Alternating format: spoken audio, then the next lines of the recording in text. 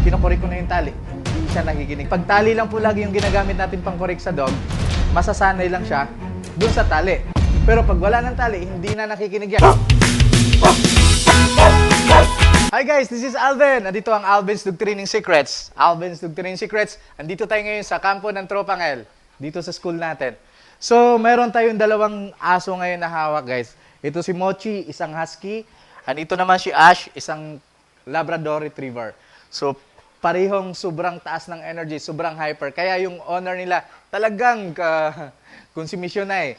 Dahil sa mga aso nilang sobrang kulit. Pagdating dun sa bahay nila, pag andun sa bahay nila, grabe yung kakulitan guys. Sobrang taas. Kaya sabi ng owner ni Ash, Sir, meron akong ibang aso pero si Ash kakaiba talaga. Okay? Parang alam mo yung parang susuko na yung owner dahil sa kakulitan ng aso to. Lalong-lalo na tong si Mochi. Kasi si Mochi din, isang Siberian Husky. Alam natin na yung Siberian Husky ay grabe talaga yung energy nila. Ngayon guys, papakita ko sa inyo guys, meron akong training na gagawin today.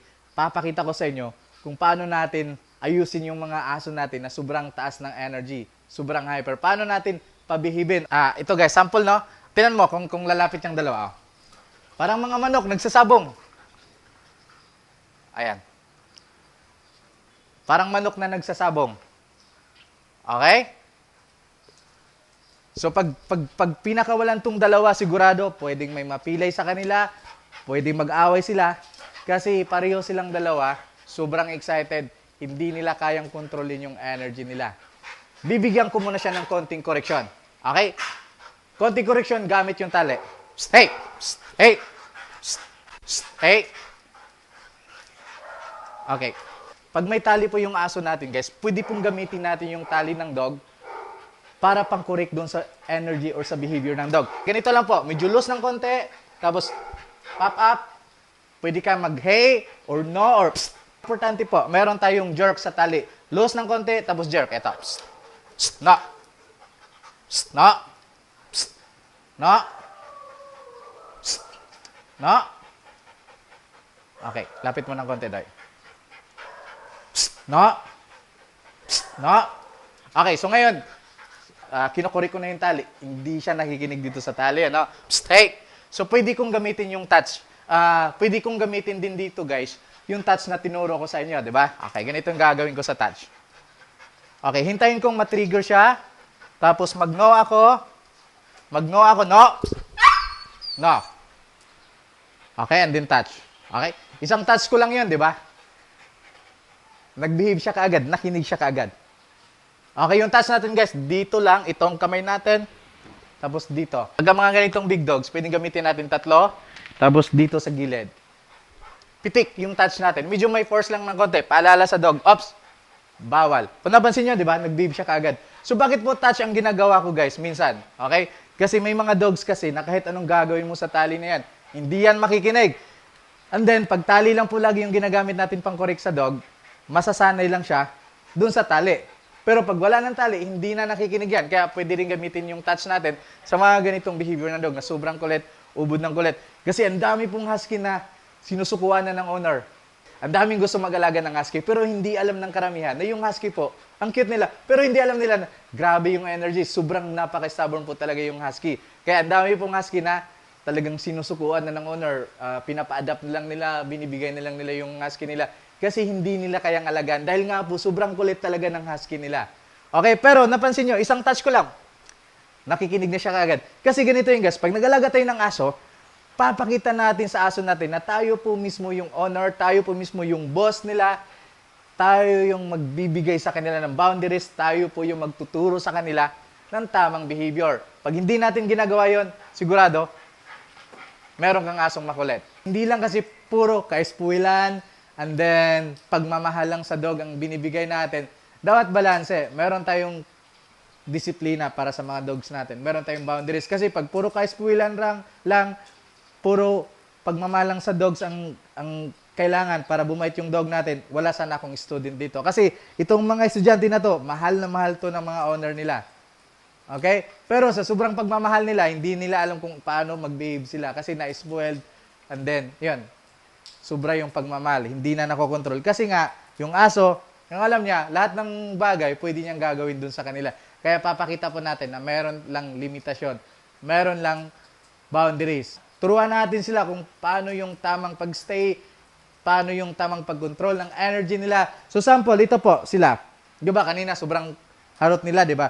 Pero nung nakuri ko tong isang touch ko lang, ayan. Ang bait. Stay, stay. Tapos dulo ako ng tali, stay. Okay, stay. Pag ginawa niya yung tama, very good, Muchi. Good girl. Himasin ko siya. Okay din. Stay ulit. Stay. Stay ulit. Bitawan ko yung tali. Stay. Stay. Good girl. Stay. Pag umali siya dyan, guys, wala. Ayan na, binitawan ko yung tali. Ang gagawin ko, pag umali siya dyan, ang gagawin ko, hahawakan ko agad yung tali, tapos babalik ko siya dyan. Meron lang konting hatak. Pressure ng konti. Pag binalik ko dyan, para maintindihan niya yung pressure. Oy, mali yung ginawa ko kasi parang nakukurik ako. Then balik natin siya kung saan siya nag-stay. Pag ginawa niya yung tama, good girl. Himasin natin, good girl. Good girl. Sa una lang, dahan-dahan lang gagawin natin. Sit, stay. Dito ka lang sa tabi muna. Stay. Tapos hakbang ng isa, stay. Hawak mo na yung tali. Pag ginawa yung tama, yes, good. Pero pag medyo tumayo, no, psst. Correction ka agad. Gamitin mo yung tali. Jerk. Tapos, good. Pag nag-stay or umupo. Okay, pattern lang. Tamang pattern lang. Dahan-dahanin lang natin.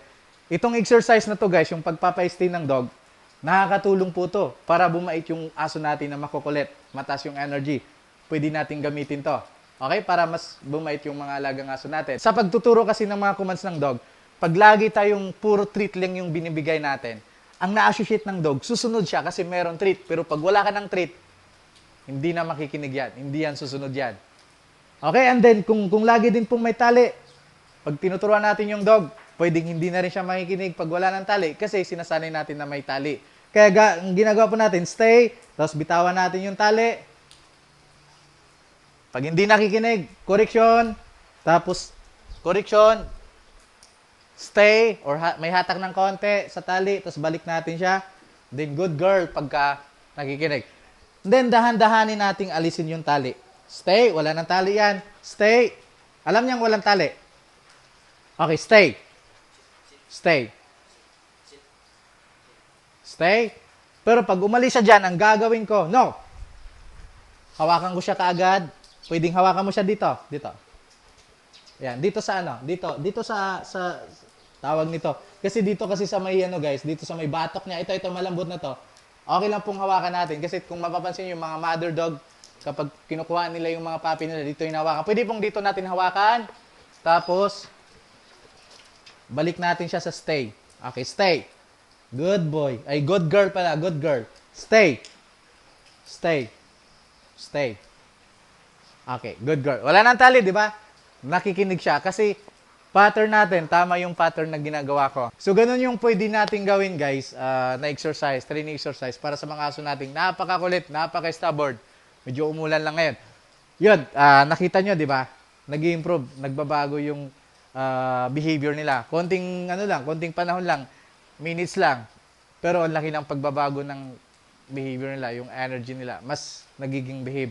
Ganun na po, tama lang po yung pag-correct natin, tama lang po yung pattern, 'di ba? So, yan. Sana nakatulong po yung training exercise natin ngayon sa inyo para bumili po yung mga alagang aso ninyo. Okay, salamat po. Huwag pong kalimutan na i-subscribe niyo po yung YouTube channel ko. Mas marami pa po yung video na aabangan.